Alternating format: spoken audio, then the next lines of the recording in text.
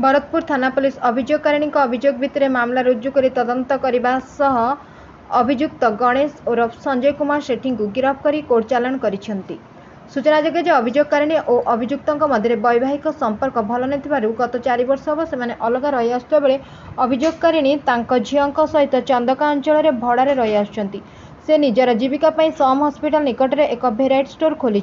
अभियुक्त जनक असामाजिक व्यक्ति और तांको नाम एकाधिक आपराधिक मामला रही। गत 27/3/2024 तारिख राति 4:45 अभियुक्त जनक अभियोगकारिणी भेराइटी स्टोर निकट को आसते और तांकर झील को निज सहित नेबापी चेष्टा करते।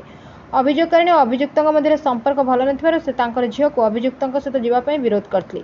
एथिरे अभियुक्त जनक अभियोगकारिणी को हत्या करने उद्देश्य मरणांतक आक्रमण करते और झील को नहीं चल जाते।